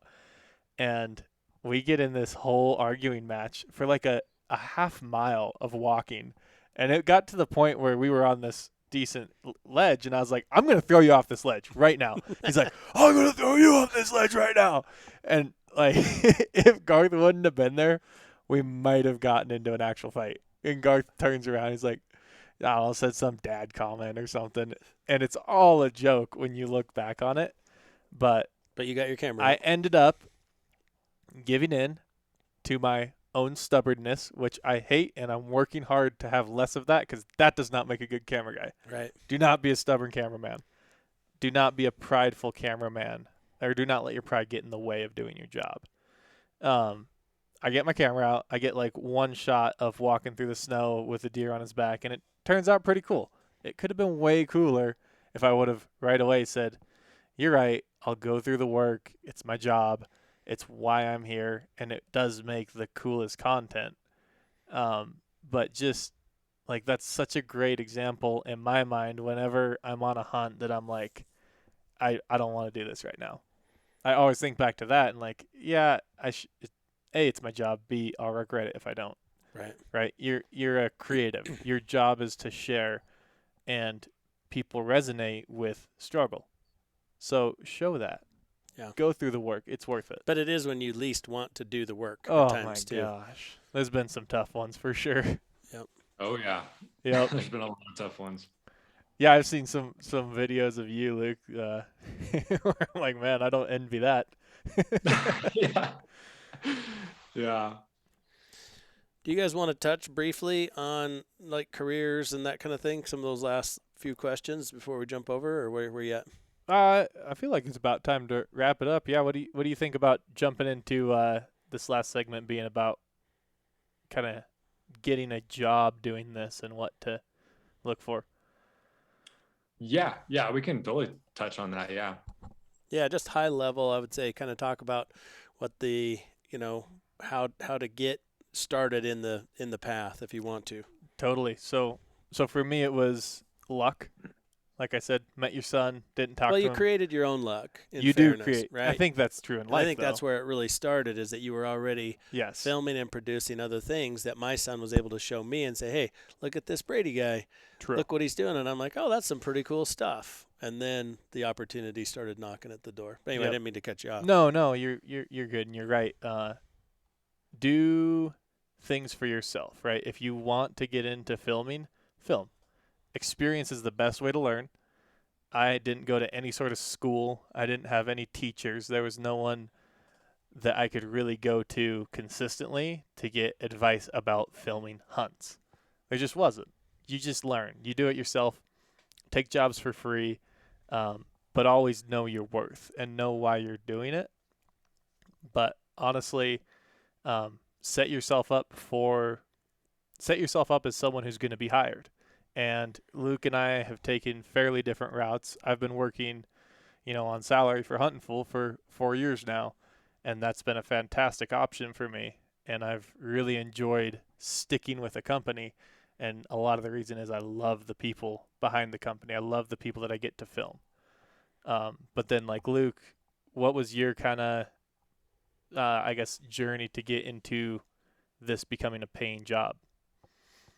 Yeah, I would I would just echo exactly what you said. Just don't stop shooting. Just, follow that passion, follow that, burning that you have in your chest is like how I describe it, of like, if this is like what I want to do, how do I like keep doing it? And if people, throw out an opportunity, be like, hey, like, want to shoot a wedding? Do you want to shoot, whatever? And you're just like, yeah, because I love photography and I love video. So why wouldn't I want to do that? Like, if you're starting out and stuff. And Totally. I mean, I still do, I'm doing 3 weddings this summer. So like, I still do like a couple weddings.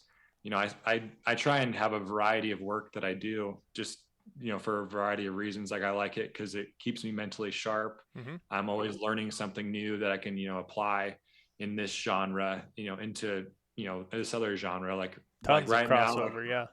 Tons. Yeah. So like this summer, I'm actually doing a lot of fishing stuff, and I've never really done a lot of fishing stuff. So it's been awesome for me to kind of like have like a totally clean slate mentally, creatively, and even just like knowledge about, what it is I'm capturing. So I'm like filming these interviews and capturing these things and like asking questions because I genuinely don't know what kind of fish this is, or I genuinely don't know what kind of tactics we're doing to catch this fish. So like, it's kind of like this, it's almost like give me new eyes to see that hopefully I can then kind of use some of the stuff that I'm implementing this summer into hunts this fall.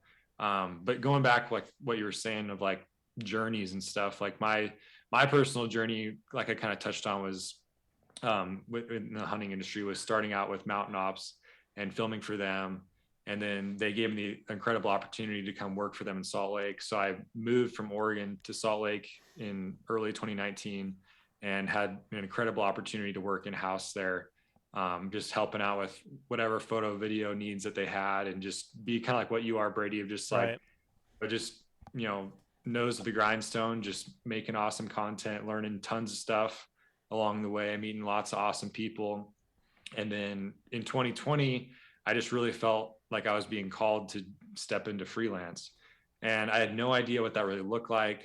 I had no idea really where I was going to live, just because at the time I was kind of flirting with going back to Oregon or, staying in Utah, or, I just didn't really know exactly, but I just really felt kind of on my heart, I needed to take this next step, even though I don't really know what that is.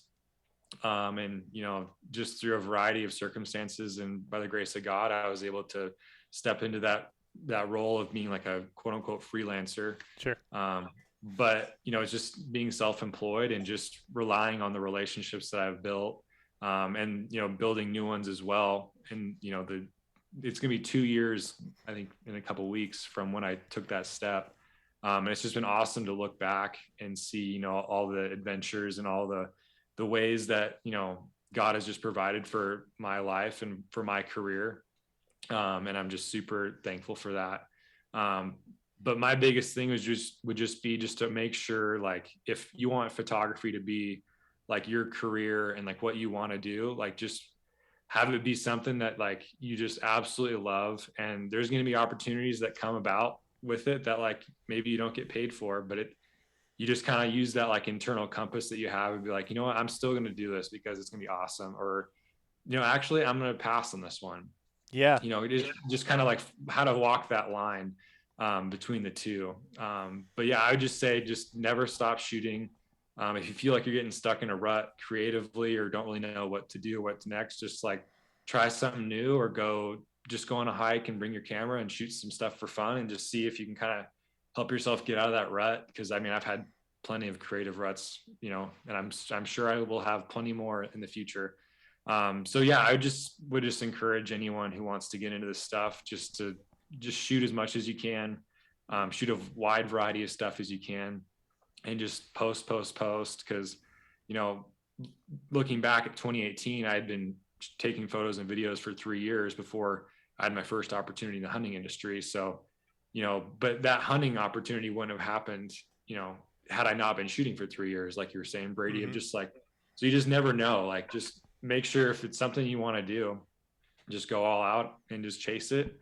And you never know where it's going to end up taking you. Because if you would have told me at 22 years old that I was going to be filming hunts and be self-employed and, be very like, very, very blessed with what I'm able to do and the experiences I'm able to go on, like, I would have said you're pulling my leg. Like I would be like, there's no way. Cause like at the time I had other dreams and passions, and, it's just crazy to see it all, from hindsight, but I'm just super grateful. And yeah, if there's any like way I can help out somebody, like, I'm always open, like in my DMs, or if, texting or whatever, if anyone has any questions, like maybe after this podcast or whatever, I'm always trying to help out people who are, super passionate about wanting to kind of learn what the next step maybe is for them, or what have you, or just a gear recommendation or whatever, just any kind of question. I'm always trying to help people learn from my mistakes that I've learned from, or, the things I've, just trying to share what little wisdom I have about photography and the careers in it. But yeah, just don't stop shooting. Totally. And I've found that's something I will mention. I've found that a lot of photographers are very open to that. And I mean, that's super, super nice of you to offer that. Obviously, if anyone's listening to this and they have questions, I'm on the same boat. Shoot me a message. But in terms of people that you follow, that you respect their photography, if you have questions, send them a message. Like, this is an industry of people that are passionate about what they do. People care about what they do if they're in the industry of photography. So don't be afraid to reach out and ask them, because most of the time people love to answer that kind of stuff. Yeah. To kind of go into the whole caring about what you do for work idea was something that I have found that I thought about when you were talking about creative ruts.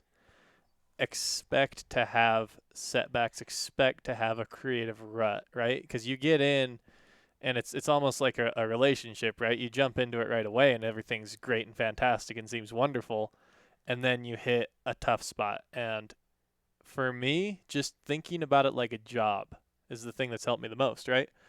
Some days are going to suck. Some days are going to suck. And the hardest part is, it's not like, I use this analogy for Jerrod all the time. It's not like digging a hole. You can't just put your head down and keep going. It's a creative job. And so it's going to really suck when it sucks. When you're having a hard time, it's going to be very hard.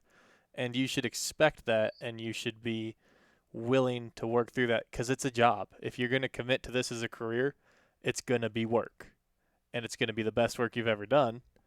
But it's still work. It's still hard. There's still moments of extreme frustration and struggle, and just be ready for that. Don't expect it to be all fantastic. And when your parents or family are like, you're never going to make money doing that, tell them that they're wrong, but also be ready to understand part of what they're saying is, maybe these feelings of excitement won't last forever. If you're going to commit to this in terms of a career, be ready to do it when you don't want to. Be ready to work through the tough times and look at it like a job, even though it's so much more than that. Yeah, I listened to a really good Tim Ferriss podcast a couple of years ago. Seth Godin was on there. He's the guy that wrote The Purple Cow, which is a great business book, by the way. But he said, if you're a writer, your job is to write. He said you can't, if you're a construction worker, you can't get a digging block. He said writer's block is not a thing. He's like, you need to, if you're a writer, then do the work of writing. Sit down, dig in. And I think that's what I'm hearing you say right here. Absolutely. Is that creatives sometimes have a little bit more of I can't get around to that right now. But he had some really excellent points in that podcast. He's like, there's no such thing as digger's block, so there can't be anything as writer's block. You just got to work. It's true, but it's a different kind of hardship. Correct. It's not physical. It's very mental, and you need to be able to handle that. So, Luke, if somebody wants to hire you, do you ever have availabilities, or are you just I know you're a freelancer. Are you so booked up now that it's just off the table? Oh, man. It's, this year is, I would call it an anomaly. I'm pretty booked. Yeah. Like as of right now, which I'm super thankful for, but also like. But you are willing and able if people yes. want. How do they reach out to you if they want to? Just texting or email. Just my name is lukedusenbury@gmail.com. Do you have a website? Yeah, Luke Dusenbury Photography. We'll link that in the description as well, so people can hunt you down and hire you and have a little. But yeah, this year's a little different. I say I'm booked up, but I'm also booking my schedule a lot with just personal hunting time. So it's kind of one of those interesting dilemmas. Like I don't know. Last year, so after 2020, I filmed that was like one of the most seasons I'd filmed up to that point. And after 2020, I was like, I wouldn't call it burnout, but I kind of was a creative block, whatever you want to call it. I just really felt, I was like, okay, if I'm going to stay in the hunting industry and film hunts, and that's like what I want to do, like, I feel like I also need to make time to hunt for myself and have those experiences to call on and remember. That way, when I'm capturing a hunt, I can just be a little bit more in tune with like what the hunter may be feeling or experiencing, and then can use that to better my films and photography. Yeah. So in 2021, last year, I made some time to bear hunt and elk hunt during May and September. And I was able to hunt for like 20 days or 21 days. And it was awesome. And I seriously, like, I barely packed a camera. I think I maybe took just like a handful of photos with one of my cameras, but I mostly just brought my iPhone, and I had a total blast. And it was just so much fun. Like, I got to hunt with a bunch of buddies from college and high school. And that really like kind of helped, like, I don't know, just like help me, I guess, like purify some of like my creative blockage that I had, that I felt like I had at the end of 2020. And I feel like it really helped my hunts, that I filmed last year. And so this year, kind of taking it a step further, I am planning some more time in the fall just to do a little more hunting myself. So, but with, with friends and other things like that. So, but then looking ahead to 2023, I'll probably go back to mainly focusing on filming, but I don't know, call it a sabbatical, call it whatever you want. I'm kind of spent a little more time this year doing more personal hunts. But yeah, I think November, I have some openings in November, especially, but all of October is pretty much booked. So, and then September is like the month I'm taking most time off to hunt for myself and chase some bugling bulls around in Oregon, hopefully. So good for you, man. Right on. Really excited. Well, one last thing I did want to kind of circle back to is what we talked about kind of at the top, and that's, why do you want to film your hunt? And I think it's important to kind of maybe wrap up on that, because Brady has opened my eyes a lot, because, I hired Brady, and then I'll send Brady on a hunt, and they'll go kill like a great buck with good company, et cetera. And he'll come back and he's like, I don't have a very good film. I really don't want to make a film out of this one. I'm like, what are you talking about? You killed a giant deer, et cetera. And then he's like, well, I got there and I didn't really know what the hunt was going to be like. I didn't know it was going to be like a motel and driving around in a side-by-side and whatever else. And so I didn't really get the front end stuff that I kind of need to turn that into a story. And so I think that's one of the things that I think all too often, when you think about what the hunt's going to be like, what kind of story you want to tell from it. Because all too often it's like, well, yeah, it isn't that exciting when we're sitting in the motel room at night instead of around a campfire, right? It's not near as cool to pull the camera out or tell any part of that story. Or the restaurant, instead of cooking, instead of digging out of your peak refuel bag, you're bellying up to bacon and eggs at the local diner. But if you want to tell stories, you have to tell the whole story. And I think those are the pieces where it gets really easy to just to not pull the camera out, not be a part of it. So think about it, be intentional. If you want to actually film a hunt and create a cool hunt, you can't just be like, oh, I'm going to get all these great live shots of deer and the kill shot and whatever else, and then try to put together a story. It does not work. You've got to kind of like accept the entire story and tell it. Yeah. I think. No, a lot of it just comes down to intent. Right. Yeah, I totally agree with that. And a few minutes up front can change that with the participant, with the hunter, with the videographer. If you're doing it on your own, just ahead of time thinking, what do I want to be able to look back on here? And generally speaking, it's all of the hunt. Like when Brady filmed my moose hunt, we had some diner shots. Yeah. We had some snowmobile shots. We had some, hanging out in camp. And had we just focused on just the hunting stuff, that video would not be near as interesting. Well, because we saw a moose for 2 minutes and then killed him. Yeah, exactly. Right? The whole film is based around the adventure, and then the actual moose hunting part of it was like turn the sleds off, walk up this little hill. Yep. Because we got lucky, but no, that's a great point. Is look at it as a whole, be intentional about why you're there and why you're capturing it, and if you're going to commit to it, go through the effort to fully commit. pull the phone out in times that might not seem interesting at all, like the diner or the motel room.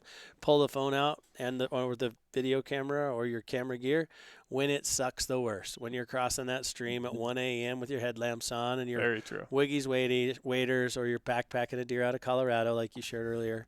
So I think that would be my kind of takeaway from being on the other side of the camera too, is that all too often I haven't been intentional at the top of a hunt and communicated with you like, hey, this is the story I think we should tell here. Yeah, it's a shared responsibility. Mm-hmm.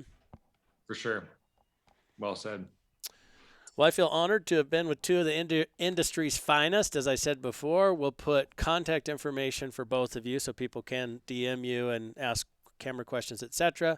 We're going to get a gear list and a glossary, and we'll link your website, Luke, so people can go out and hire. You can't hire Brady yet; he hasn't quit yet. So I got weekends. And time I let him. There's a little fudging that goes on there. Some side hustling. So depends how cool the trip is. But thanks for tuning in. Hope that we gave some insight both on filming your hunts, but also some of the, I guess, both sides of the camera lens. We appreciate it. If you appreciate the podcast, a subscription always helps us out. And until next time, have a great day. Yeah, thank you guys. Thank you guys.